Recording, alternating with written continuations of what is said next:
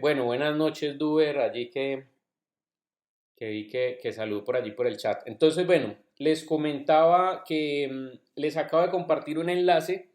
Este enlace pues está aquí en el curso previo al principio de este año se empezó a dictar este mismo curso. Entonces, pues básicamente lo que voy a hacer es trasladar la información que hay aquí al nuevo curso, digamos, a la plataforma de boda virtual, porque cuando lo revisamos, pues esta no tiene todavía nada. Entonces, pues básicamente lo que voy a hacer es como copiar esa información para que la tengan a mano, pero por lo pronto, para que puedan tener acceso a la información que vamos a ver en la clase de hoy, está ese enlace que les acabé de compartir por la sala de chat. Ya esta semana yo me tomaré el tiempo pues de organizar bien como el tema de la plataforma pues y todo lo demás, copiarles los enlaces, pero más o menos con el curso que se hizo a principio de este año, les voy a mostrar más o menos cuál es la estructura que vamos a manejar. ¿Listo? Aquí en la visual general del curso hay tres enlaces. Hay uno que se llama anuncios, hay otro que se llama foro de dudas e inquietudes y el programa del curso. Pues el programa del curso es como lo que les voy a comentar aquí en la introducción sobre qué es lo que vamos a hacer a lo largo del semestre. Como lo que les acabo de comentar, pues que se manejan tres cortes, uno de 30, otro de 35 y otro de 35. Qué tipo, digamos, de trabajo se van a desarrollar, como de las entregas, en qué consiste, pues, como el tema del proyecto formativo integrador, bueno, y en qué va todo este tema de la metodología proyectual de diseño. Pues, de foro de dudas e inquietudes, entonces cualquier pregunta que ustedes tengan, la podemos hacer, o sea, podemos hacer las consultas a través de este foro o en su defecto me escriben directamente al correo electrónico. Ustedes ya tienen mi correo electrónico, entonces me pueden escribir allí y por allí también podemos hacer revisión de los temas que vayamos trabajando y todo lo demás. Como el proyecto formativo integrador, la idea es trabajarlo en grupos, y pues digamos que en este caso los grupos digamos, de estos cursos son grupos más bien pequeños. Entonces, pues yo creería que para este curso vamos a sacar dos grupos, ¿sí? Sabiendo que son 6 integrantes, vamos a hacer dos grupos de 3 personas, lo que nos va a permitir pues tener unas presentaciones o unas entregas donde ustedes puedan tener un poco más de tiempo en las sustentaciones como tal, y que también pues se valore el tema de algunas metodologías que indican el tema del trabajo en equipo. Eh, bueno, lo otro es que, bueno, entonces cualquier inquietud que tengan la pueden hacer por aquí o en su defecto pues se ponen de acuerdo en el grupo si es que tienen una inquietud grupal y me escribe uno al correo electrónico y ya pues yo me pongo en contacto con ustedes, ya sea pues para hacer una asesoría virtual o a través del mismo correo electrónico les puedo escribir. Listo, ya sería cuestión pues como de cuadrar a través del medio. En este enlace de anuncios, pues la idea es que todavía no está en el curso, pero la idea es compartirles esta misma información que hay aquí. Aquí donde dice anuncios varios, ustedes van a encontrar ese enlace que les acabé de compartir, que tiene las temáticas que vamos a trabajar a lo largo del curso. Este es mi correo electrónico, este que ustedes ven acá, jdeposada.uao.edu.co, y en este caso, este enlacecito que ustedes ven acá es el que me va a llevar a la carpeta que les acabo de mostrar, es decir, a esta carpeta que tiene toda la información que de las presentaciones que vamos a ver a lo largo del curso como tal, de las 7 semanas.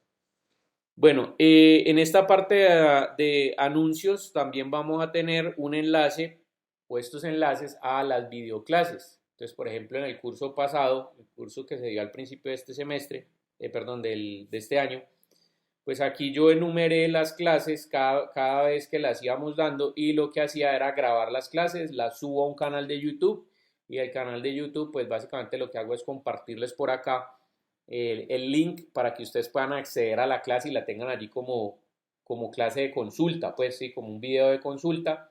De todas maneras también para las personas que de pronto no puedan conectarse o por un tema de internet o porque no pudieron acceder por su trabajo o alguna cosa, y se perdieron la clase, pues entonces también tienen la posibilidad de poder verla allí y pues poder entender mejor el tema. ¿Listo? Ya si algo no quedara claro, pues entonces ya se remiten a mí a través del correo electrónico y ya nos ponemos de acuerdo pues como para dar la asesoría pertinente.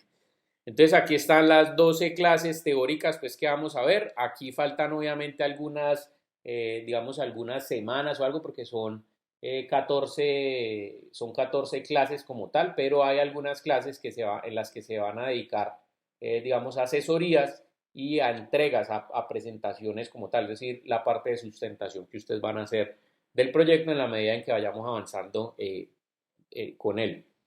Entonces, bueno, aquí van a poder acceder simplemente a las clases. Estas son las del curso pasado.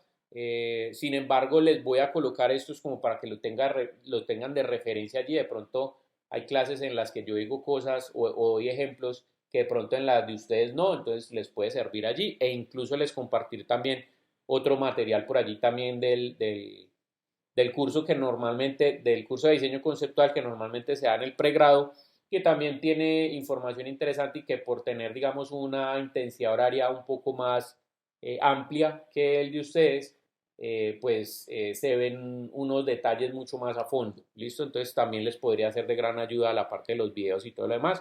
Ahorita les comparto pues un link de una página que les puede servir mucho. Tenemos acá finalmente el caso del proyecto formativo integrador, que este enlace de aquí pues es el mismo que va a este caso de acá, ¿listo? Entonces, creo que la próxima semana ya les hablaré acerca del proyecto formativo integrador y en qué consiste para que lo podamos empezar a aplicar toda esa teoría que estamos viendo al caso como tal, a este escenario pues creado para poder resolver esa problemática a través de la metodología proyectual de diseño. Entonces, bueno, ¿cómo se van a hacer las evaluaciones? Pues normalmente las evaluaciones, a ver, a mí no me gusta particularmente hacer quizzes o hacer parciales, ese tipo de cosas, porque este es un curso que más que aprenderse la información de memoria, es aprender a aplicarla. Entonces, realmente las evaluaciones aquí se hacen es con entregas parciales del proyecto, en relación al proyecto. ¿Sí? ¿Cómo funciona el curso? Este es un curso teórico práctico donde después de que vemos la teoría que está basada, digamos, en las presentaciones que yo tengo acá, que les estoy compartiendo, después de que entendemos los conceptos, entonces los ponemos en práctica a través de la aplicación a un caso específico, que es este caso de aquí del proyecto formativo integrador. ¿Listo? Entonces, pues digamos que la metodología proyectual de diseño se divide en 3 fases y la aplicación de la metodología en cada una de esas fases corresponde a cada uno de los cortes que les mencioné. En el caso del primer corte, pues sería el primer 30% del curso. En el caso del segundo corte sería la segunda fase de la metodología proyectual que equivale al 35% del curso. Y finalmente ya la última parte que equivale a la última fase de la metodología proyectual, que equivale también a un 35%. Entonces, pues básicamente esa sería como la manera de evaluar, ¿sí? Vamos a hacer entregas de sustentación, donde probablemente yo les pida a ustedes que graben un video con la sustentación. Puede ser una presentación, digamos una sala de Webex donde ustedes hagan una reunión o un Zoom o alguna cosa así donde se pueda grabar la reunión y ustedes con unas presentaciones en PowerPoint pues me van contando qué han hecho en términos de investigación, qué han hecho en términos de aplicación de la metodología, bueno, de acuerdo, digamos, en lo que consista la entrega en su momento. Y pues esos videos los vamos a subir a una carpeta, a un enlace que les diré, que en este caso es este, ¿sí? Donde están las 3 fases acá. Estas son, por ejemplo, las entregas del curso pasado. Aquí está la entrega del primer grupo, la entrega del segundo grupo y así sucesivamente. Entonces, en su momento también les iré explicando cuáles son los criterios de evaluación que se van a tener en cada una de esas entregas, se van a tener en cuenta en cada una de esas entregas y adicionalmente cómo lo deben subir, cómo la deben presentar. ¿Listo? Bueno, ahí hay varios elementos pues, que les iré explicando un poco más a fondo. Entonces, bueno, en esta parte, bueno, les quería empezar a hablar de la temática del curso como tal, de por qué este curso se llama diseño conceptual, de por qué o qué tiene que ver, digamos, con la parte de la ingeniería y cómo se relaciona precisamente con la manera que tenemos de resolver problemas. Me refiero a resolver problemas porque ustedes vienen de un curso que se llama Introducción a la Ingeniería. Entonces, primero como a manera de introducción, me gustaría que entráramos como en una participación, para que ustedes me cuenten un poquito de qué se acuerdan de lo que vieron en Introducción a la Ingeniería.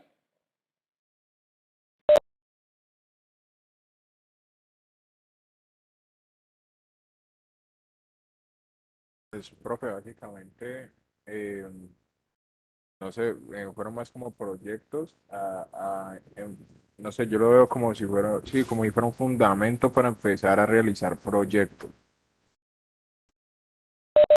Ahí específicamente, ¿qué tipo de metodologías vieron ustedes? Sí, Introducción a la Ingeniería, digamos que es un curso que les enseña a ustedes cómo empezar a hacer la investigación en cuanto a problemas. Entonces, ¿qué tipo de metodologías vieron ustedes?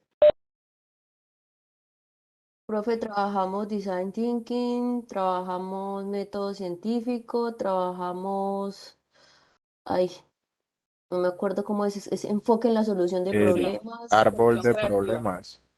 Y miramos otro que llama el diseño centrado en las personas. Ese.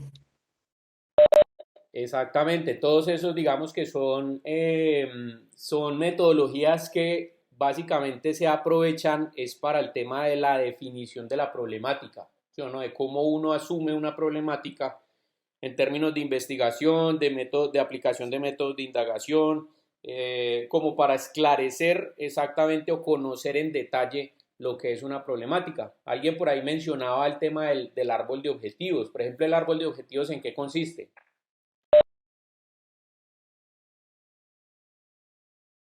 El árbol de objetivos nace de un árbol de problemas, ¿no? En donde obviamente Exactamente, si no queda bien definido ese problema central y esas ramas, esas raíces, pues definitivamente tampoco va a quedar bien el árbol de objetivos, porque el árbol de objetivos va dirigido a como a solventar, a solucionar, a encontrar esas soluciones de que se plantearon, de esas problemáticas o esas situaciones planteadas en el árbol de problemas. exactamente, sí, correcto. Es decir, ya el árbol de objetivos es lo que propone cuáles son los objetivos que debe alcanzar el proyecto como tal. ¿Listo? Y como dice Joana, pues es digamos, una metodología que a su vez depende de otra metodología que es bien importante para lo que tiene que ver con el análisis de las problemáticas, que es el árbol de problemas. Entonces el árbol de problemas, como decía la compañera, tiene unas raíces, tiene pues digamos como la parte central que es como el tronco y luego lo que sostiene que son las ramas, y eso se traduce, digamos que es una manera gráfica de verlo o metafórica de ver la metodología, y consiste básicamente en el tema en el cual relacionamos cuál es la problemática o entendemos la problemática desde el análisis de las causas y los efectos, entendiendo que esas causas y efectos es como si nosotros cogiéramos una situación problema general y la subdividiéramos en varios subproblemas o subcategorías de problemas que nos permiten analizar todos los detalles que influyen como causas o como elementos que están causando esa problemática, pero adicionalmente cuando se presenta esa problemática, entonces qué efectos está teniendo. Eso también quiere decir algo, y es que, por ejemplo, cuando nosotros vamos a solucionar o a entender una situación problema, pues entramos a analizarla y después a través, por ejemplo, de las metodologías como el design thinking, pues lo que entramos a ver después es cómo poder solucionar esa problemática que nosotros hemos estado analizando. Entonces, en ese proceso de investigación, de entender el problema y todo eso, pues vamos a entender que hay unos elementos de esa problemática que van a influir mucho más que otros y que por eso van a tener unos ciertos niveles de importancia. Pero adicionalmente a eso, esto también nos explica que nosotros podemos tomar o dar la solución a la problemática antes de que ocurra, mientras está pasando o después de que ocurra, ¿sí? Porque no solamente, digamos, o la única forma no hay una única forma de resolver una problemática, ¿sí? Realmente son muchas, hay muchas maneras o soluciones que se pueden dar a una problemática, ¿listo? Entonces, bueno, me gusta pues que tengan claro pues como las temáticas que se tratan en ese curso de introducción a la ingeniería, porque van a ser el punto de partida para entender como estas primeras fases o esta primera fase de la metodología proyectual de diseño. Entonces, bueno, muchachos, ¿qué es lo que vamos a ver o qué hacemos nosotros en diseño conceptual? Básicamente nosotros hablamos del enfoque proyectual del diseño, ¿sí? En eso consiste el diseño conceptual o este tema, pues, este curso de diseño conceptual. Más adelante les explicaré o van a entender por qué este curso debe su nombre precisamente a esto que vamos a ver. Entonces, cuando hablamos del enfoque proyectual del diseño, nos estamos refiriendo que la actividad del diseño tiene una metodología proyectual y cuando hablamos de la metodología proyectual, pues es algo muy diferente a lo que estamos acostumbrados a pensar. ¿Por qué? Porque resulta que normalmente cuando nosotros hablamos de diseño, la gente tiene la tendencia a pensar que el diseño siempre está relacionado con un elemento y es el elemento de la estética o la cosmética o la apariencia. ¿Listo? Entonces normalmente cuando le preguntan a uno, por ejemplo yo que soy diseñador industrial y conozco a alguien, entonces esa persona me dice, bueno, ¿y usted qué profesión tiene? Ah, no, yo soy diseñador industrial. Ah, o sea que usted es la persona que diseña muebles bonitos.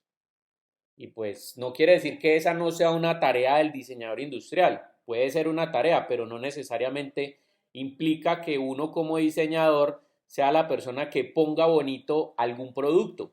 ¿Sí? Entendiendo el diseño, pues independientemente del apellido que tenga, como la labor, o como normalmente lo entienden pues la gente, como la labor de añadir estética, apariencia o cosmética a, digamos, el campo de acción.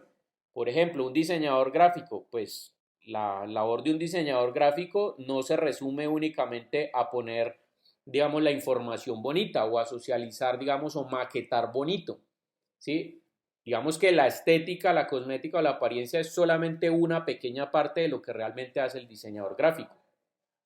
En el caso del diseñador industrial, entonces no es solamente poner los productos bonitos, sino también detrás de todo el tema del proceso del diseño, pues hay un montón de elementos que yo como diseñador industrial debo analizar para resolver, para que esos objetos resuelvan las problemáticas para los cuales están siendo creados y así sucesivamente. Entonces, el común de la gente es pensar que el diseño está relacionado a la estética y que es sentarse frente a un computador, porque entonces ven que los diseñadores estamos sentados todo el día en un computador trabajando en programas de diseño o de imagen o de edición de fotografía o ese tipo de cosas.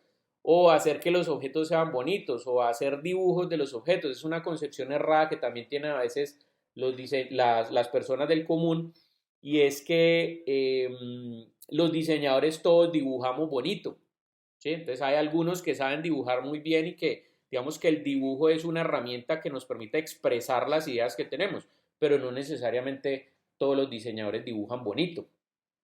¿Listo? Entonces, ojo, la cosmética, la estética y la apariencia hacen parte del diseño dependiendo obviamente de en qué se esté desenvolviendo el diseño. Pero cuando hablamos del diseño, el diseño es un concepto un poco o mucho más amplio que el tema de la cosmética o de la estética, ¿sí? Entonces, en ese orden de ideas, nosotros podríamos decir o nos podríamos preguntar, o sea, ¿el diseño es exclusivo de las personas que estudiamos las disciplinas del diseño, es decir, solamente diseñamos o estamos en capacidad de diseñar las personas que estudiamos o diseño gráfico o diseño industrial o diseño arquitectónico o diseño de modas o diseño de vestuario. O sea, un ingeniero no podría diseñar. Entonces, la pregunta es esa, ¿qué pueden diseñar ustedes como ingenieros? Y ahí me gustaría también que ustedes me contaran un poquito, porque entiendo que por lo menos el curso pasado, los 5 integrantes del curso estaban estudiando informática. No sé si aquí todos estudian informática o haya algunos diferentes. Entonces, desde la perspectiva de su ingeniería, me gustaría saber cómo, o sea, cómo diseñan ustedes o qué cosas diseñan ustedes.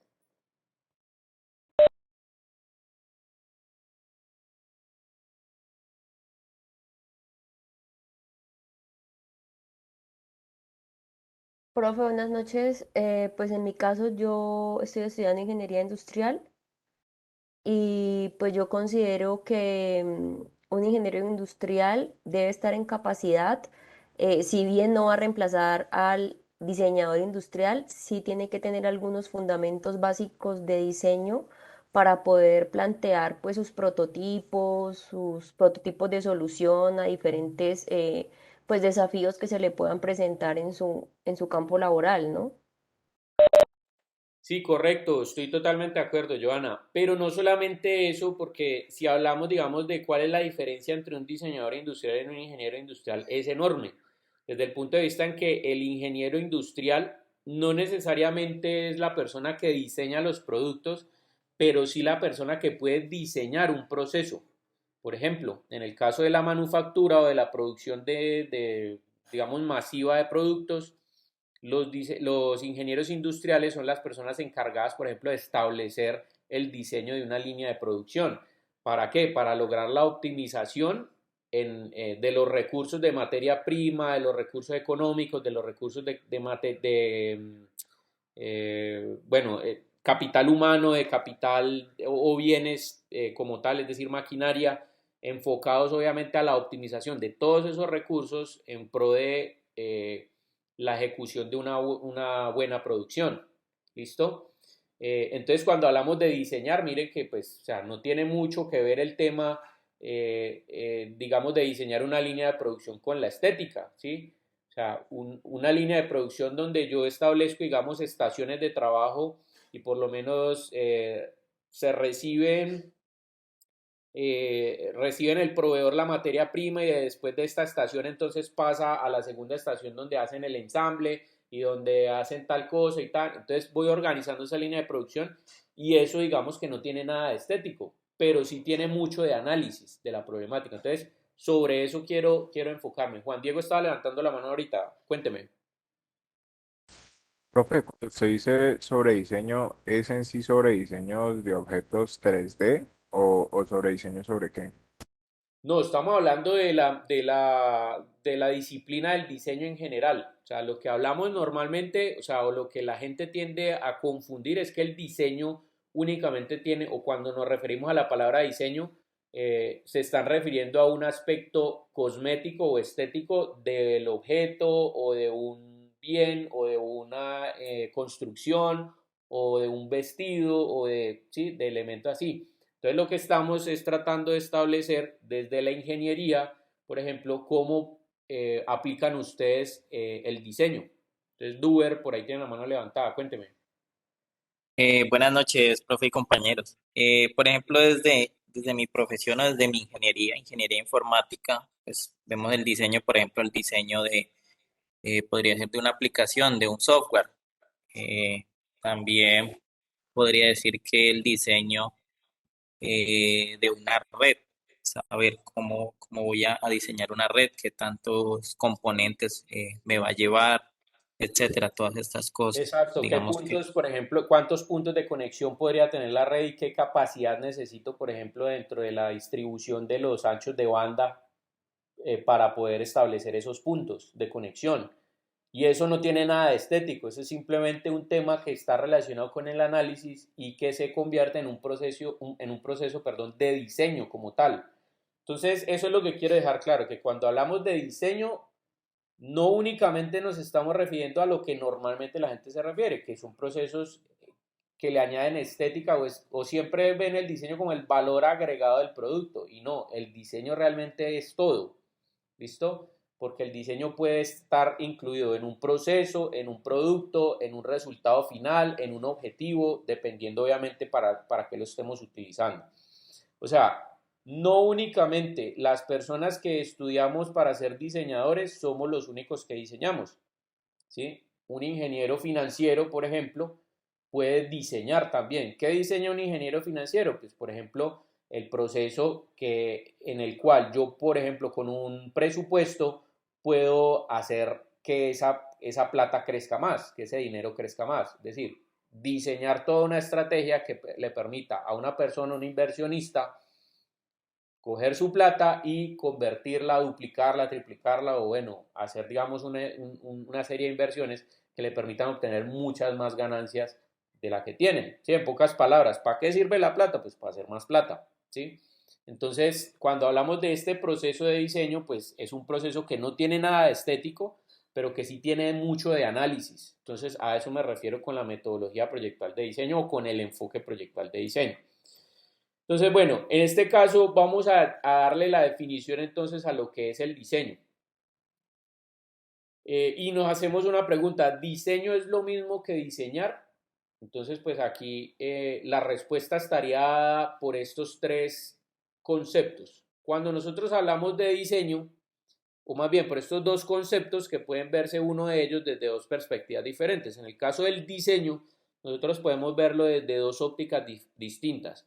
El primero, como la actividad proyectual, es decir, ¿qué es la actividad proyectual del diseño? Una serie de acciones ordenadas, ¿sí? Y que están orientadas a la resolución de un problema que se está dando en algún campo. Es decir, los pasos que yo como la persona que está diseñando tengo que seguir para que después de haber analizado una problemática pueda llegar a un resultado satisfactorio que dé respuesta a esa problemática. ¿Listo?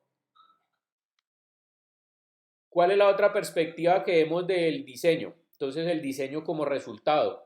El diseño como resultado es el producto que resuelve el problema y que surge el proceso de la actividad proyectual del diseño. Es decir, después de que yo me refería al diseño como actividad proyectual, como la serie de pasos encaminados para llegar a solucionar una problemática a través de un producto, entonces a eso me refiero con la segunda perspectiva en la que yo puedo entender el diseño, es decir, diseño, como el concepto lo indica, es el resultado de la actividad proyectual. Eso es como cuando yo digo, no, mire, ese es mi diseño.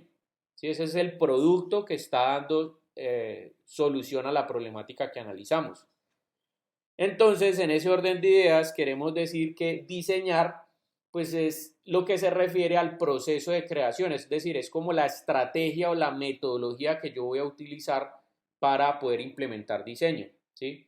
Y ese diseño al final como resultado que puede llegar a ser un objeto o un producto, pues, o puede ser un proceso como lo veíamos ahorita con el ejemplo que le ponía a Joana de generar el diseño, digamos, de una línea de producción, ¿sí? O de un proceso productivo, o el diseño de un servicio, o una metodología que me permita generar conocimiento, ¿sí? Por ejemplo, la metodología de la investigación es un proceso de diseño. O algo que me permita diseñar un entorno, por ejemplo, en el caso de los ingenieros, de los arquitectos o de los ingenieros civiles. ¿Listo?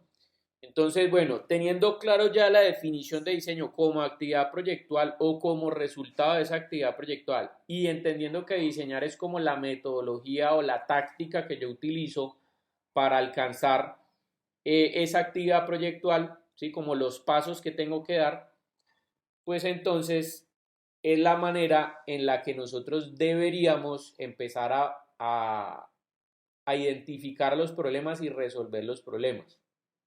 Entonces aquí hay un ejemplo muy claro, muchachos, y es algo a lo que no estamos acostumbrados.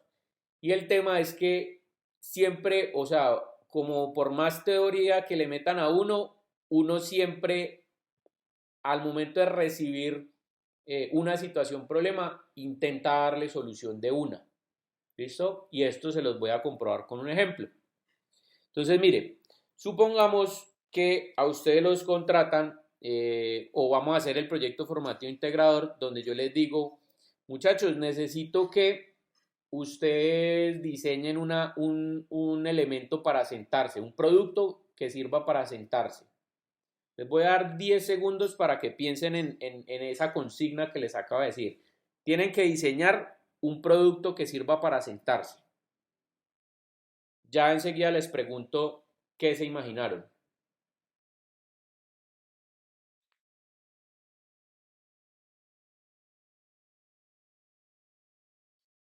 Listo. Por ejemplo, Paola, ¿qué diseñó? Una silla, un butaco. ¿Cómo es la descripción de esa silla o de ese butaco? O sea, de qué colores, qué materiales utilizaste. Es negra, es de plástico, es liviana, es cómoda, tiene donde me siento pues es con cojín, el espaldar es cómodo, es ergonómica Ok, listo. para estudiar. Por ejemplo, Juan Diego, ¿qué diseñó?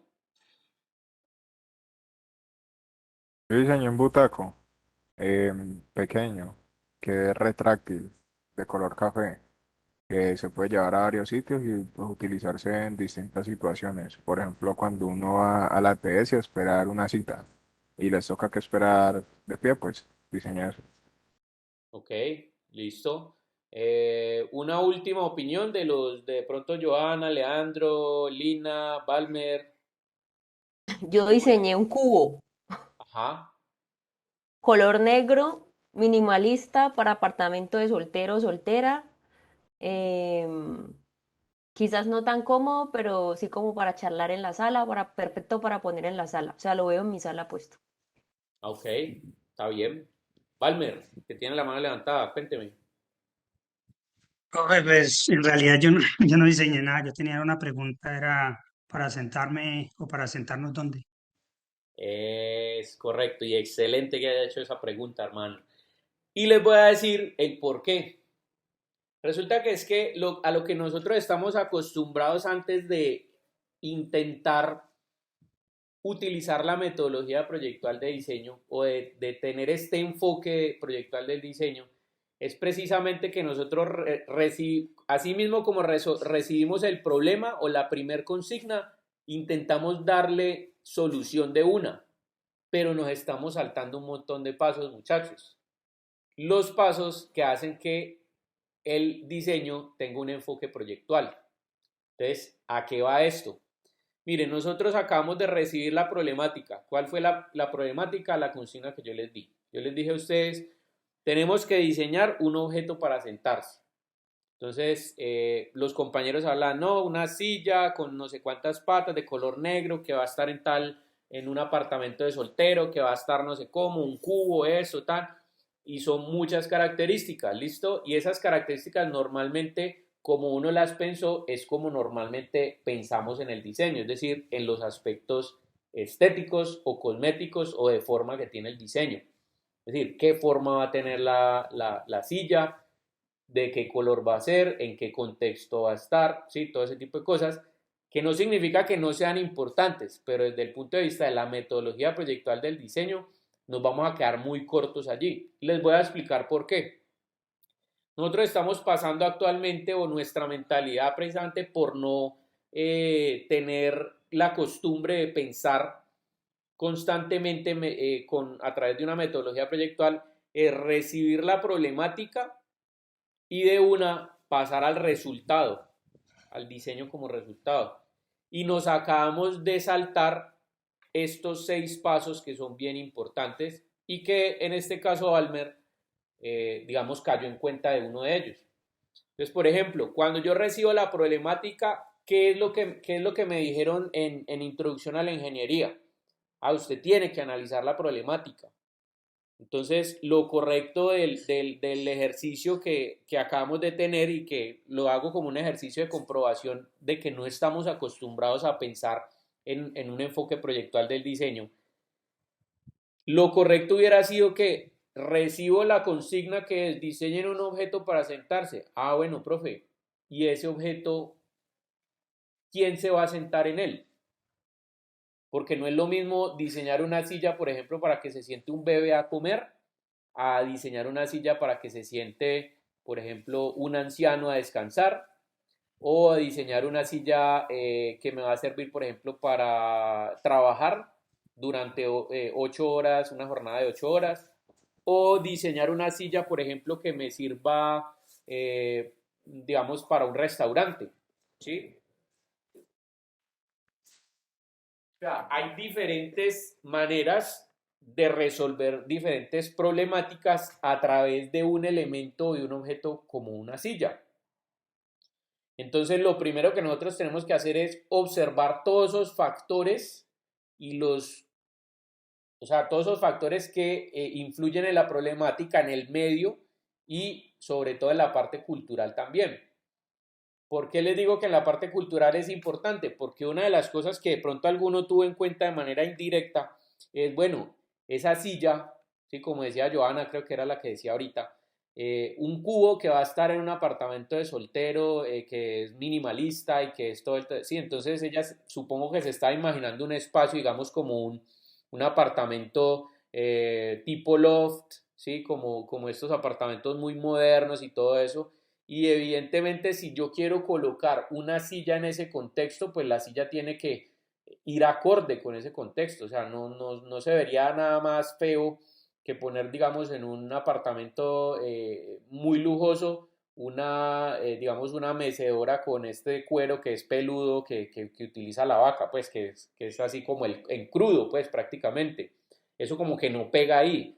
O una silla, digamos que en un apartamento minimalista, una mecedora como típica de estas que son como tejidas con plástico. Eso tampoco como que pega allí. Entonces mire que hay que aprender a observar el medio y los factores culturales para poder entender esa problemática. Pero no solamente el medio y los factores culturales porque estamos hablando en ese contexto, sino también necesitamos entender quiénes son los usuarios, es decir, quiénes son las personas que se van a sentar en esa silla, cuánto tiempo van a permanecer sentados en esa silla, qué actividad van a realizar cuando estén sentados en esa silla. Porque no es lo mismo, por ejemplo, y en ese orden de ideas les pongo un contexto de ejemplo también. Si mi problema fuera diseñar una silla para un restaurante, yo con una sola silla, dependiendo cómo analice la situación problema, puedo lograr diferentes comportamientos en los comensales que van a ese restaurante. Por ejemplo, si yo hago una silla muy cómoda, esos comensales van a sentarse allí y lo que van a hacer es tener un comportamiento, por ejemplo, de gastar, ¿sí? De permanecer mucho tiempo en ese restaurante porque la silla está siendo cómoda y está haciendo que la charla sea amena, y si adicionalmente dentro del espacio le pongo yo una musiquita amena, le coloco yo, digamos, buenos precios, buen servicio y todo eso, lo que voy a lograr es que las personas permanezcan allí sentadas y estén constantemente gastando. Pero si por el contrario el restaurante no fuera un restaurante, digamos, costoso, sino un restaurante de estos típicos de corrientazo, pues ahí lo que serviría sería hacer la silla más incómoda del mundo, porque un corrientazo tiene como objetivo vender el mayor número de almuerzos que se puedan en una jornada.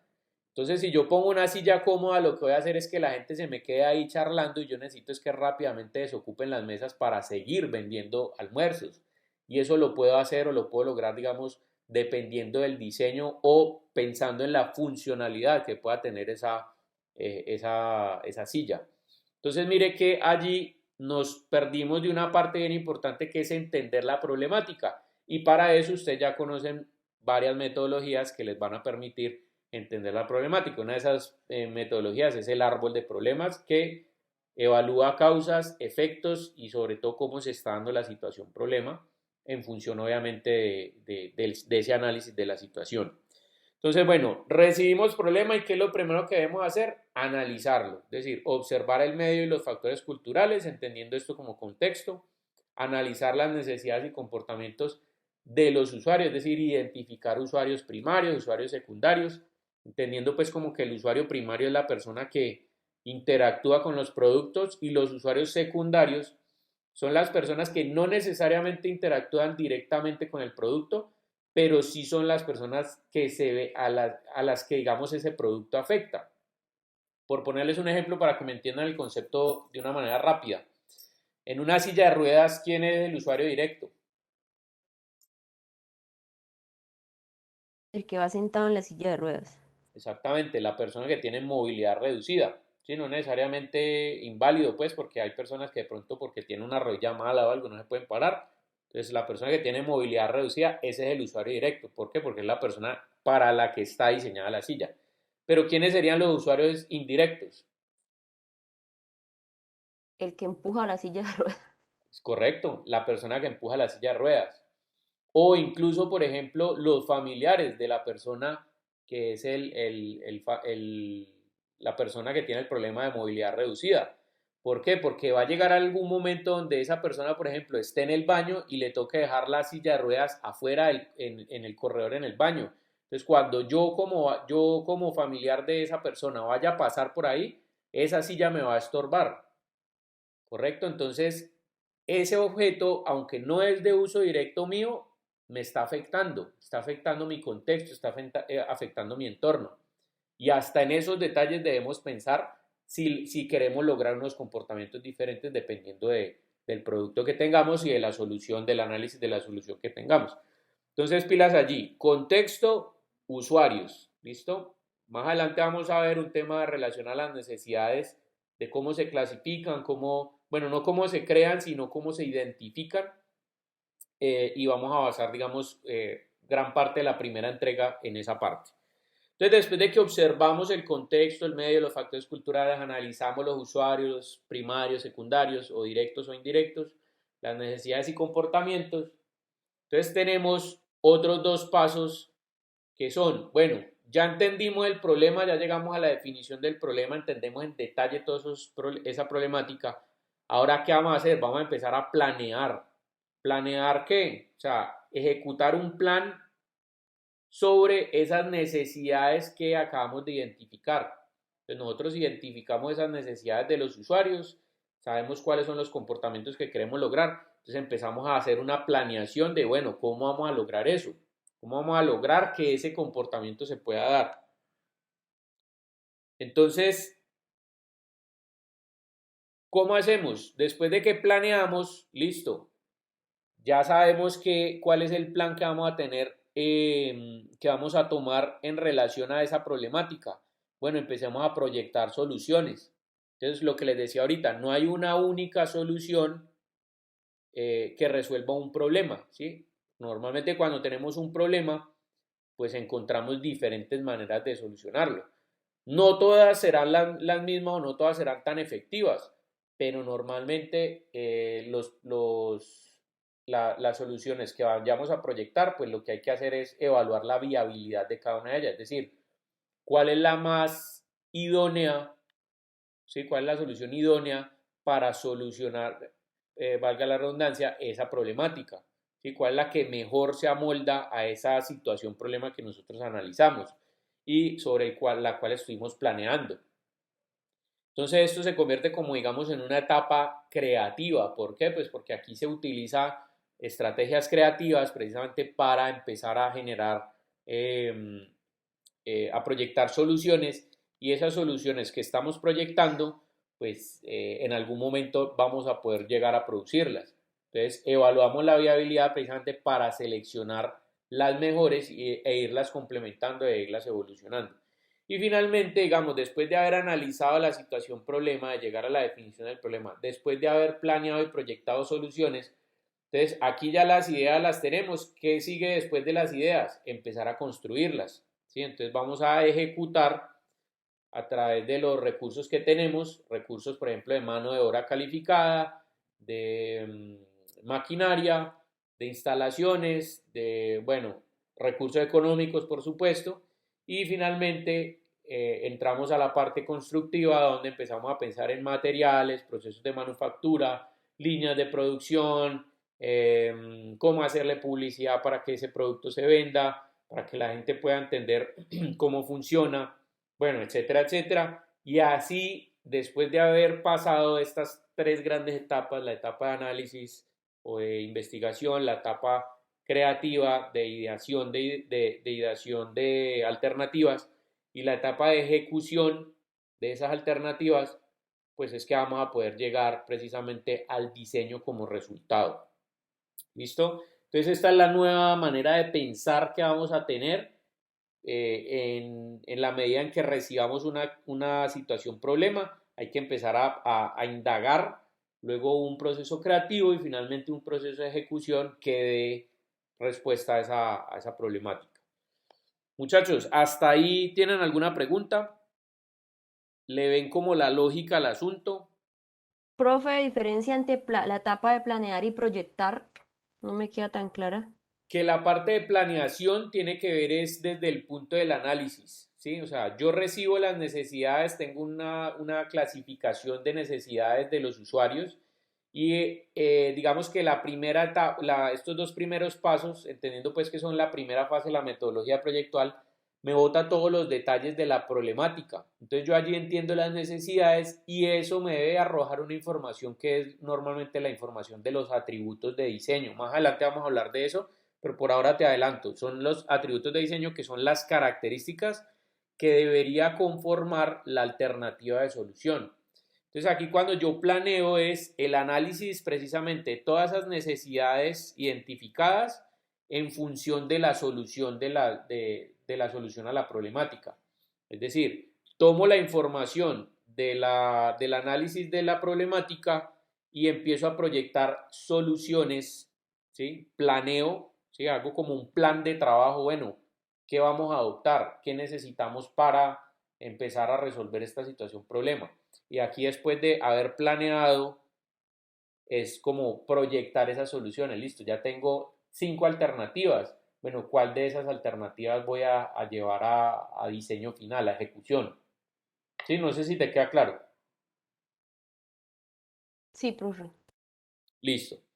Entonces, Profe, bueno, de pronto en el proyectar, perdón, en el proyectar ahí tiene que ver lo que nosotros aprendimos de la matriz de Holmes, que es coger esas soluciones y darles valor y a partir de esa valoración, pues ella misma se va definiendo cuál es la mejor solución. correcto. Digamos que la matriz de Holmes es una metodología para evaluar la viabilidad de alternativas de diseño o bueno, dependiendo, digamos, de cuál sea el resultado final de la actividad proyectual del diseño. Sí, es simplemente una metodología como hay muchas. Nosotros particularmente vamos a ver, o sea, esa metodología de la matriz de Holmes que ustedes ven en Introducción a la Ingeniería es una de las muchas que hay para la selección de alternativas o cuando nosotros tenemos dificultades para elegir una alternativa como la más adecuada. Y particularmente esa pues evalúa ciertos criterios pues que se seleccionan y a los cuales se les da una puntuación en términos de cuál es digamos como una puntuación que las hace desde el punto de vista jerárquico más importantes o menos importantes que otras. Entonces eso va a permitir evaluar las alternativas y generar precisamente el grado de viabilidad que tienen. Es decir, hay algunas, por ejemplo, ¿qué tan importante es para mí el presupuesto que se consume esta alternativa? O en relación, digamos, a la investigación que debo hacer. ¿Sí? Entonces, bueno, avanzo mucho en la investigación, sí, pero es que la investigación consume mucho presupuesto, por ejemplo. Entonces puede haber una alternativa que tenga esas dos características, como hay una que, bueno, hay una que no necesito investigar tanto y consume menos presupuesto, pero tendrá otro criterio, digamos, en lo que es baja o alta que me va a permitir evaluar con respecto a otras alternativas si es realmente la que se debe o la idónea, digamos, para resolver la situación problema. También dependiendo cómo hayamos hecho el análisis de la situación problema. ¿Listo? Entonces, bueno, esta es la manera en la que vamos a empezar a ir adoptando la metodología proyectual de diseño, es decir, ir resolviendo las situaciones problemáticas. Por supuesto que a nivel profesional se nos presenten, aunque todo esto, digamos, sirve hasta para la vida diaria, ¿sí? Porque uno tiene que pasar por un proceso de observación, de análisis, de planeación, de proyectar, de ejecutar y de construir. Sí, hasta en la vida, digamos, usted tiene una pareja y la pareja entonces está usted lo ve que está como desinteresado y no sé qué, ¿usted qué es lo que empieza a hacer? Empieza a observar qué es lo que le está pasando a la persona, analizar cuáles son las necesidades, no sé qué, empieza a planear, bueno, ¿qué hago? ¿Será que termino con él o, no, o sigo con él o lo motivo a tal cosa? O le llevo flores a ella o la invito a no sé dónde o tal. Entonces empiezo a planear, bueno, no, la mejor solución es invitarlo, me la llevo de viaje para tal parte, no sé cuántas, o me voy con el paciente para tal lado, no sé cuántas, y después empiezo a conseguir la platica y a ejecutar los planes que tenía para saber si recupero o no recupero la relación. Sí, mire que hasta para la vida misma sirve esto. Entonces, esta es la forma en la que nosotros deberíamos empezar a adoptar, digamos, todas las problemáticas que tenemos, sobre todo las partes de los aspectos profesionales. Entonces, bueno, ¿qué nos han hablado de la ingeniería? Y allí tiene que ver mucho lo que les mencionaba ahora, o la pregunta que les hacía, con respecto al tema de cuando estábamos hablando del diseño. ¿Sí? Solamente las personas que somos o nos hacemos llamar diseñadores por nuestra profesión, independientemente del apellido que tenga, somos las únicas personas que estamos en capacidad de realizar diseño o de hacer diseño o de aplicar diseño como metodología proyectual. Entonces, eso hay que empezar a verlo, ¿sí? Entonces, de acuerdo a eso, tenemos ahora el concepto de la definición de ingeniería. Ya definimos diseño como actividad proyectual o como el resultado de la actividad proyectual y diseñar como la metodología que vamos a utilizar para llegar precisamente a ese diseño como resultado. Entonces, cuando nosotros definimos la ingeniería, pues podríamos, una definición muy fácil es empezar a dividir la palabra como en raíz y lexema. Cuando nosotros hablamos de la raíz de una palabra, en el caso de la palabra ingeniería, pues ¿de dónde proviene la palabra ingeniería? Pues de ingenio, ¿sí? Y no me refiero a los ingenios de azúcar, sino a los ingenios de ingeniársela, así como las ideas que me sirven para algo. Entonces, la ingeniería precisamente es el conjunto de conocimientos y técnicas científicas aplicadas. Entonces, aquí vamos por partes. ¿Qué hace un ingeniero mecánico? Entonces, el ingeniero mecánico le toca aprender de termodinámica, le toca aprender de mecanismos, le toca aprender de materiales, le toca aprender de piñones o de las relaciones, pues, por ejemplo, de transmisiones, de cargas, de, bueno, toberas, etcétera, etcétera. Entonces, son todos esos conocimientos y técnicas científicas que aprende durante toda la carrera. ¿Para qué? Para resolver u optimizar problemas que afectan directamente a quienes, pues a todas las personas, a la humanidad. Entonces, cuando hablamos de sistemas, entonces los ingenieros informáticos que aprenden, aprenden, por ejemplo, lenguajes de programación, aprenden algoritmos, aprenden, bueno, por lo general los ingenieros aprenden mucho, mucho en relación al tema de cálculos matemáticos y tal. ¿Por qué? Porque las matemáticas son estrategias creativas que me van a permitir entender cómo yo, teniendo un problema, puedo llegar a diferentes soluciones, a partir de diferentes soluciones, perdón, a partir de diferentes procesos a solucionarlo. Entonces son estrategias creativas que me van a incentivar la manera en cómo yo soluciono los problemas, ¿sí? Entonces mire que la ingeniería, como con el conjunto de conocimiento y técnicas científicas aplicadas, se dedica a la resolución y optimización de los problemas que afectan directamente a la humanidad. ¿No se les parece como mucho a la definición de qué es diseño como actividad proyectual? Entonces es como lo mismo, ¿sí o no? Entonces en ese sentido, si nos hacemos una pregunta, bueno, ¿cuál es más importante? ¿El diseño o la ingeniería? ¿Cuál creen ustedes?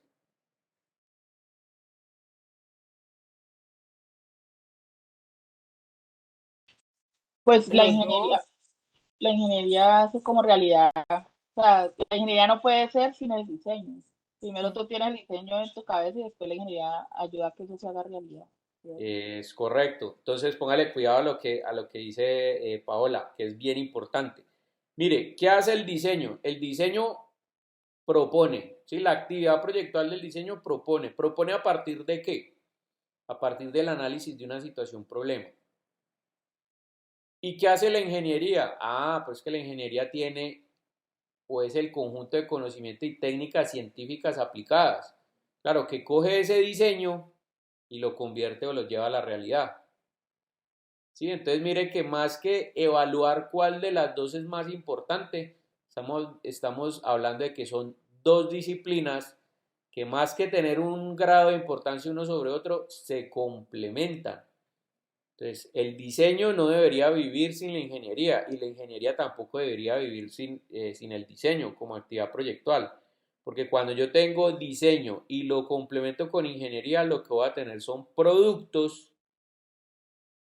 no cualquier tipo de productos, sino sobre todo productos que son bien pensados, productos que están dando soluciones a los problemas reales. En esto es lo que se basan, por ejemplo, metodologías como las que nombraban ustedes ahorita, como el Design Thinking. ¿Qué es el Design Thinking? Esta metodología donde el producto es pensado, es evaluado, es diseñado y es producido en función de ¿qué? Del análisis de una problemática. Es básicamente todo lo que estamos viendo acá.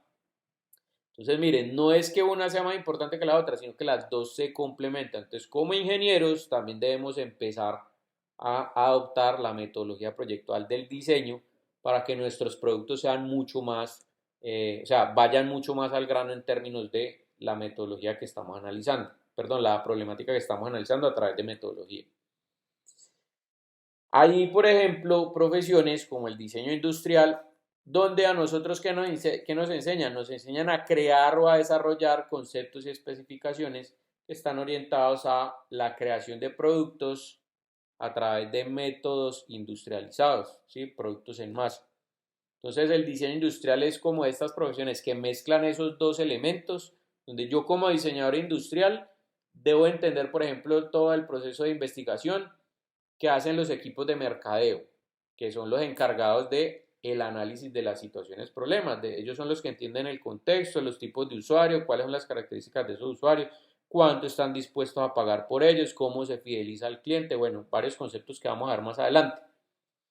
Y adicionalmente a mí como diseñador industrial también me toca entender procesos productivos, materiales, técnicas, conocimientos de manufactura, técnicas científicas aplicadas, y todo ese tipo de cosas. Y tenemos metodología de la investigación. Entonces nosotros estamos como ahí en el centro entre el equipo de mercadeo, que es el que hace investigación, y el equipo de ingeniería, quienes son los que ejecutan al final, y que en llave con nosotros, en una vaina que se llama el codiseño, pues nos va a permitir generar precisamente esas ideas y evolucionarlas hasta que ya den respuestas a esa problemática analizada. Entonces esto es vital, digamos, para el tema de la industria actualmente. Entonces, bueno, resumiendo el tema, cuando nosotros hablamos del diseño definido como la actividad proyectual, y mire pues que aquí se los pongo, digamos, como en los mismos colorcitos, si se acuerdan de esos 6 pasos, esos 6 grandes pasos que debemos dar, ¿no? Observar, analizar, planear y proyectar, ejecutar y producir, ¿sí o no?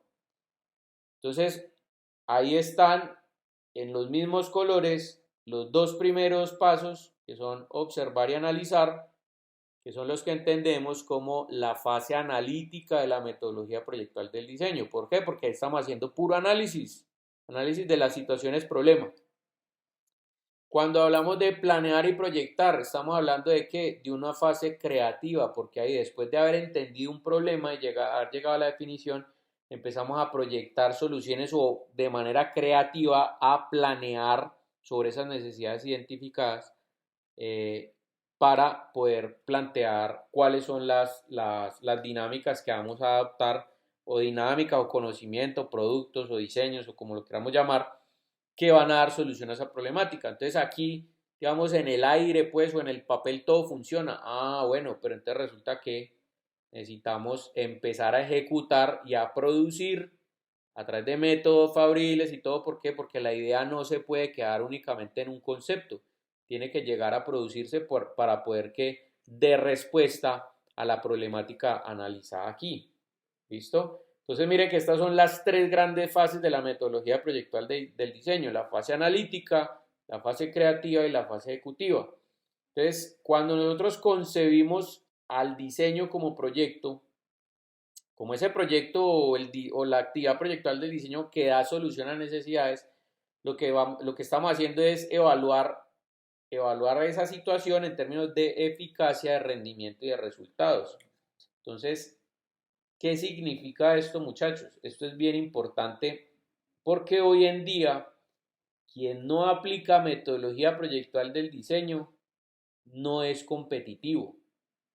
Y se los voy a explicar con ejemplos concretos. Mire, hay un ejemplo muy concreto y que siempre me gusta ponerlo y es el tema de la telefonía celular. Uno ve que, por ejemplo, empresas como Apple y empresas, digamos, la competencia que puede ser competencia directa, pues llamémoslo de alguna manera, que puede ser Samsung. Ustedes ven que hoy en día sale el iPhone 14, 6 meses después sale el Samsung S24, 6 meses después sale el iPhone 15, el 15 Pro Max, el 15 Pro Ultra, el 15 no sé qué. Y Samsung después saca el S25 Max, el S25S Ultra, el S25S RCS. Bueno, le ponen un montón de elementos allí. Y estamos hablando que la competencia es cada 6 meses. ¿Sí? ¿Y a qué se debe que la competencia sea que cada 6 meses o cada año, sea, es decir, en periodos cortos de tiempo estén lanzando constantemente productos innovadores? Entendiendo pues que la innovación se da desde dos perspectivas diferentes que vamos a ver más adelante. En este caso, innovación incremental, ¿sí? Porque los productos son los mismos que los anteriores, pero tienen cositas que los van haciendo, digamos, más innovadores en tecnología, más eficientes, etcétera. Pues precisamente la metodología proyectual del diseño. Es cómo adoptan ellos esas características o atributos que tienen los productos que están haciendo para presentarlos al público y generar que los compren, ¿sí? Que se vuelvan objetos de deseo. Eso anteriormente no se daba. Les digo anteriormente en la época, digamos, de Henry Ford. ¿Sí? En la época, ¿cuál fue la importancia? ¿Quién fue la que me dijo que estudiaba ingeniería industrial, Joana? Sí, profe. Joana, de pronto tú sabes, no sé, pues digo porque es parte de la historia como de la ingeniería industrial. ¿Por qué Ford, o sea, la empresa como tal de automóviles Ford, fue tan importante en el tema de la revolución industrial? Ay, profe, pues yo me acuerdo que en esa materia que vino donde vimos lo de Ford, pues nos explicaban que ellos empezaron a ensamblar autos, ¿no? Y entonces iban haciendo, bueno, el tema con Ford es el motor, ¿sí? Ajá. Pero lo más interesante fue que ellos el ensamblaje lo abarataron y lo volvieron tan eficiente que se volvieron pues ejemplo. Digamos que antes construir un auto era súper complicado y ellos empezaron a implementar esas líneas de producción en donde se ensambla aquí, por ejemplo, el chasis, aquí ponen las tuerquitas, aquí ponen lo otro y eso es algo pues que de lo que recuerdo que vimos en lo de Ford realmente, de lo que recuerdo. Exactamente. Lo acabaste de describir exactamente como yo lo hubiera dicho. ¿Qué es lo que hizo a Ford interesante e importante con el tema de la revolución industrial? Que ellos fueron la primera empresa que estableció líneas de producción. Líneas de producción que hacían que el automóvil fuera un producto masivo. ¿Sí? O sea, antes a las líneas de producción que estableció Ford o como modelo que estableció Ford, para producir un carro, ¿qué hacían? Lo hacían a mano. Ustedes ven que antes de eso habían Bugattis, habían otras marcas, ¿sí? Pero producir un automóvil de esos tomaba semanas, tomaba meses, tomaba un resto de tiempo. ¿Por qué? Porque todas las piezas eran construidas a mano. Y adicionalmente, como eran construidas a mano, entonces permitían que esos productos no fueran del todo, digamos, de buena calidad. Sí, obviamente, cuando las piezas eran de buena calidad, pues eran más tiempo tomaban todavía. Pero en el caso de Ford, eso permitió estandarizar los procesos. Y cuando nosotros hablamos de estandarización, hablamos también de bajar costos de producción. ¿Listo? Entonces esas fueron las dos características que ellos hicieron. Masificar un producto o el proceso productivo para masificar el producto y adicionalmente bajar costos de producción. Eso fue lo que dio origen, digamos, al tema de la revolución industrial. Pero ahí hay un detalle. El tema de tener una línea de producción, como por ejemplo en el caso de Ford y en la época en la que Ford estaba, eran pocas personas, digamos, las que hasta esa época se podían dar el lujo de tener un automóvil, porque normalmente eran automóviles muy caros, o en el caso de Ford, cuando los empezó a abaratar, entonces allí surgió algo, y era, bueno, usted se va a comprar un Ford, listo, ¿de qué color lo quiere? No, pues que no es de qué color lo quiere, es que de qué color lo hay, porque en ese tiempo, si usted se quería comprar un automóvil, bueno, quiere que sea un Ford porque es para el que le alcanza, listo, entonces probablemente será un modelo A o un modelo T de color negro. Con las mismas llantas salen todos, con los mismos cojines salen todos, con las mismas tan. ¿Sí? Entonces usted no tiene derecho a la personalización o a escoger, sino que en esa época, precisamente como no había competencia, o nadie le podía hacer competencia, le tocaba a usted lo que había. Ahora, vengámonos a futuro, o sea, a la época actual. ¿Cuántas marcas de automóviles conocen ustedes que hay en el mundo?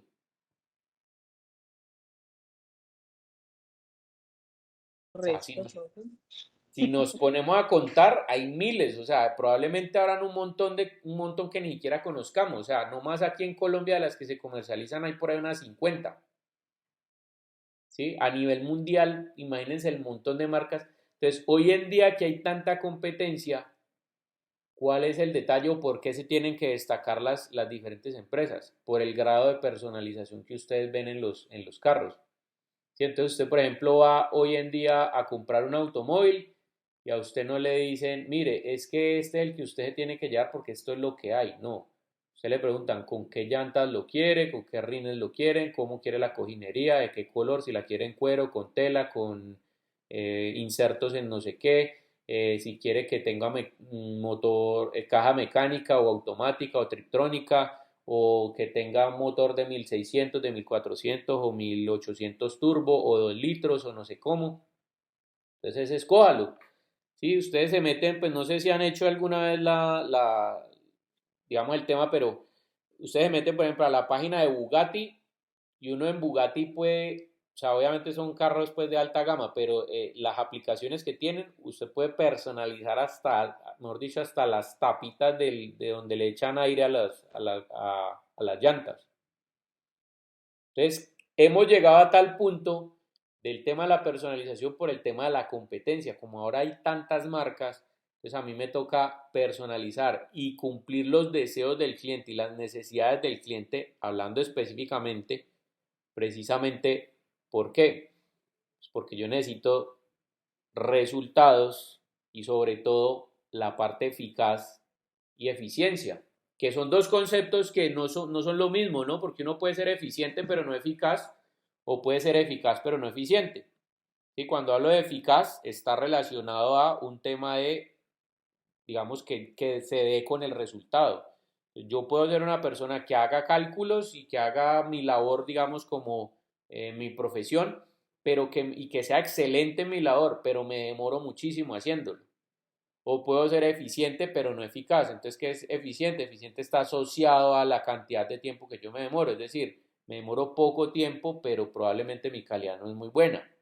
Entonces, en ese caso, la metodología proyectual de diseño es lo que lleva a las empresas a un alto elemento competitivo desde el punto de vista de la eficiencia y la eficacia, que nos permite alcanzar los rendimientos y los resultados. ¿Listo? Entonces, las empresas que actualmente no hacen o no adoptan sus proyectos a través de la metodología proyectual no logran ser competitivas en el mercado. Porque estos son, la metodología proyectual básicamente es lo que hace que el producto o el diseño no sea visto como un valor agregado únicamente, sino que el concepto como tal sea el que dé origen a la innovación, y la innovación, dependiendo obviamente cómo sea explotada, pues puede generar muchos resultados. Ya han visto ustedes con el tema, digamos, de la tecnología que utiliza Apple. Mire, veamos rápidamente lo que ha sucedido con la historia de los celulares. Anteriormente, cuando no existía el celular, a usted le tocaba esperar que lo llamaran a la casa.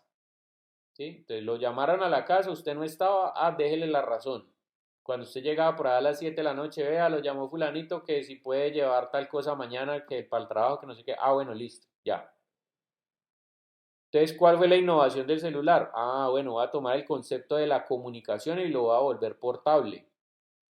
Entonces, cuando nace el celular, los primeros celulares servían únicamente para llamar.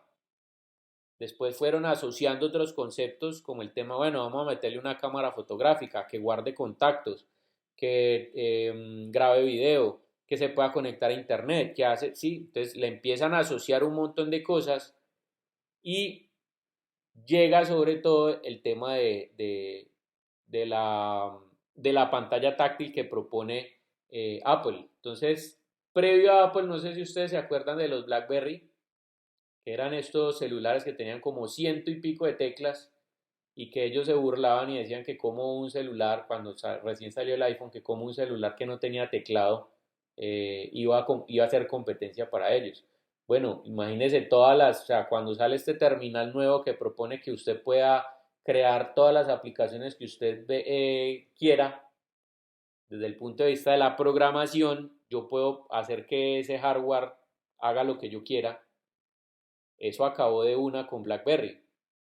¿Listo? ¿Y qué es hoy en día BlackBerry? Una empresa que pues sigue produciendo teléfonos celulares y que si ustedes ven, le tocó adoptar, como todas las demás, la misma tecnología que impuso el iPhone. Porque hoy en día, ¿cuál es el smartphone que no utiliza pantalla táctil? Todos la utilizan. Entonces, mire, Apple creó la tecnología, la implementó, generó fidelización del cliente logró un posicionamiento de marca que hoy en día es digamos, una de las empresas que las personas más tienen como referente tecnológico. Independientemente que al día de hoy sea muy innovadora, porque esa no es la discusión, pero digamos que fueron los que crearon la tecnología que todos los teléfonos celulares hoy en día tienen. Es decir, ¿qué le tocó a las demás empresas? Seguir lo mismo. Entonces, ¿usted quiere ser el que mande la parada o el que sigue al que mande la parada? ¿Cómo lo logra? A través de esto, el diseño como actividad proyectual y por supuesto desde el punto de vista de una gestión estratégica del diseño. Entonces, eficiencia y eficacia. Listo, esto es lo que logra la actividad proyectual. Bueno, por supuesto, todo este elemento tiene un tema de creatividad que hablamos pues de el acto intuitivo de diseñar, el acto intuitivo de diseñar que se llama creatividad o innovación, si lo que se diseñó no existía o el diseño mejoró en algún aspecto con una modificación. Esos son los dos tipos de innovación que hay. Cuando hablamos de innovación disruptiva o radical, que el producto no existía antes, o innovación incremental, cuando ya existe, pero se le van haciendo mejoras. ¿Listo? Entonces, esto es básicamente lo que aporta la creatividad. Thomas Edison decía, la innovación consiste en un 1% de inspiración y un 99% de transpiración. ¿A qué se refería? A que tener una idea, ¿sí? Una inspiración lo puede hacer cualquier persona que incentive su creatividad. Pero el 99% de transpiración, ¿dónde está? Ah, bueno, vaya, lleve esa creatividad al producto real, que es la labor, digamos, que mencionábamos que tenía la ingeniería. Entonces, hoy en día hay muchos productos que funcionan como concepto, pero todavía no han podido ser creados porque la tecnología no ha avanzado. Un ejemplo de eso, digamos, la teletransportación. La teletransportación, digamos, en el mundo de las películas y de Hollywood existe, que es yo me meto en una cabina aquí y salgo al otro día en Cartagena, ¿sí? O salgo en unos minutos en Cartagena. Entonces me teletransporté, desintegro el cuerpo, la máquina volví lo arma allá y ya estoy allá igualito, pero en otra parte. Eso como concepto existe, pero ¿dónde la han implementado? Todavía no la han implementado porque la tecnología no ha llegado a eso. ¿Listo? Entonces, mire, el 1% de inspiración, el concepto existe, pero el 99% de transpiración es que todavía están investigando cómo poder hacer que eso sea realidad. Entonces, en eso consiste también el tema. Bueno, este es un gráfico que se llama el gráfico de los rombos, que plantea la metodología proyectual del diseño como digamos, una metodología que tiene puntos convergentes y divergentes. Se establece, digamos, en dos fases, la fase de definición de la problemática y la fase del diseño. ¿Listo? Y sobre todo lo importante de esta gráfica es que establece también que el proceso del diseño, la metodología proyectual del diseño es cíclica, es decir, que no es unidireccional. Yo no tengo una sola vía, sino que esa misma vía se puede ir retroalimentando por ella misma. Por ejemplo, yo arranco desde acá, esta línea roja es como la fase del tiempo, y arranco desde acá, desde un punto convergente donde tengo una situación problema y lo que hago es empezar a llegar a un punto divergente donde empiezo la definición del problema, es decir, la exploración del problema. Entonces empiezo a buscar causas, efectos, es decir, a desglosar esa situación problema y puedo encontrar muchas ramas, muchas raíces, ¿listo?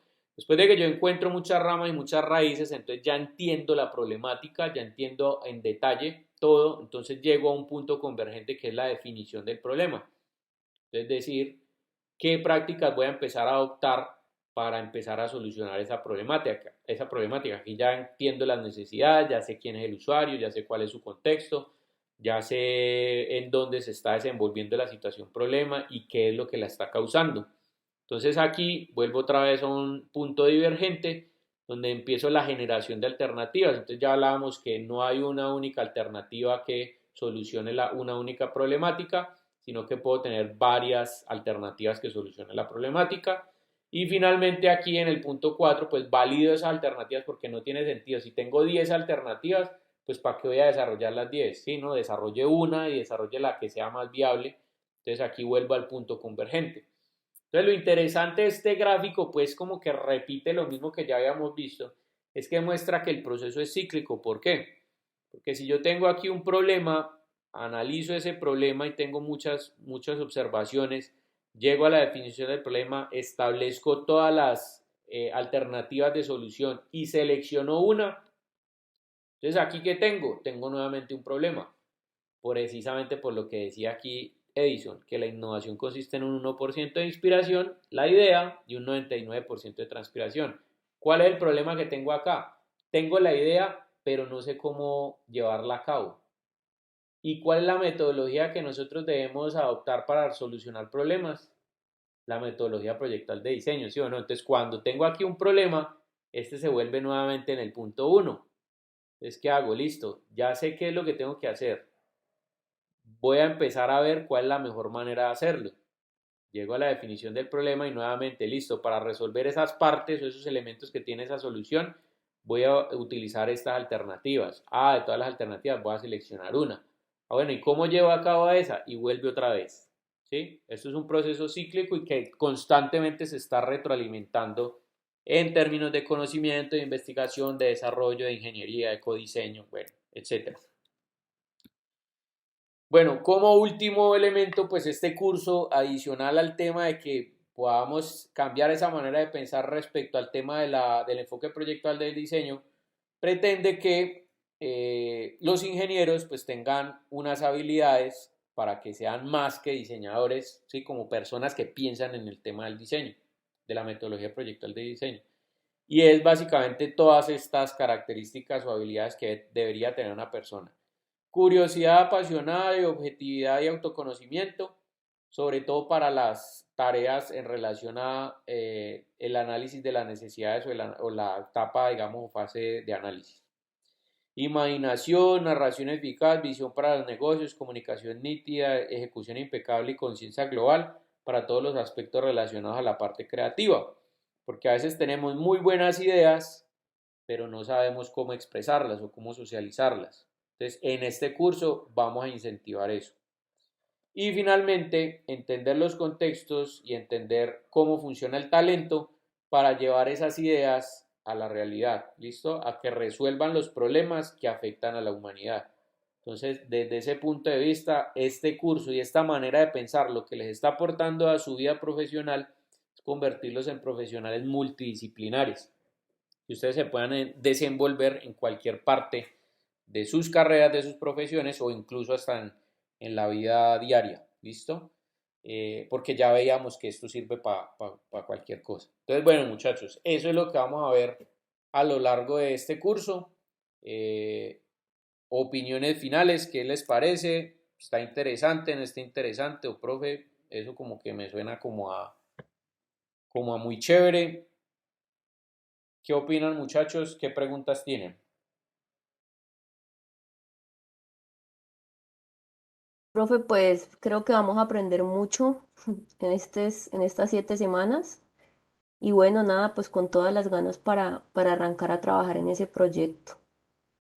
Así es, entonces, bueno, nada muchachos, pues esta es como una abrebocas, obviamente lo que vamos a ver.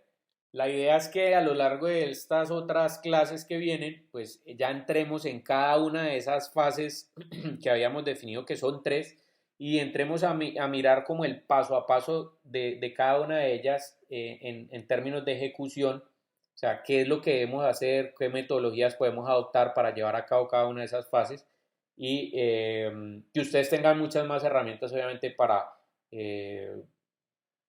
solventar esos problemas que a diario se les presentan a ustedes en su actividad profesional. Sí, Joana, tienes la mano levantada, dime. Profe, ya tenemos un grupito armado, ¿vale? No sé si Listo. Bueno, se lo está pasamos por perfecto. correo o como, Hagamos o una ya. cosa, mire, como la próxima semana yo les voy a hablar del proyecto formativo integrador, tengan ahí los integrantes reunidos, que son tres, pues los otros tres serían el otro grupo. Entonces, en este caso, la próxima semana me dan los nombres para yo apuntarlos y saber cuál es el grupo uno y cuál es el grupo 2. Y de Listo, una vez profe. les comento en qué consiste el proyecto formativo integrador para que empecemos como el tema de la discusión. ¿Listo? Listo, gracias. Listo, Vale. muchachos, no es más por el día de hoy. Un placer haberlos conocido y bueno, nos vemos el jueves. Esperemos ya que esté solucionado el tema de esta situación pues con la universidad, que no sé qué habrá pasado, pero bueno, mañana pregunto a ver. Entonces, bueno, muchachos, que descansen y nos pillamos. Vale, profe, Ah, profe, gracias. Buenas feliz Hasta noche. noches. luego, Gracias, muchas feliz gracias. noche. Muchas gracias. Feliz Hasta noche. luego, gracias.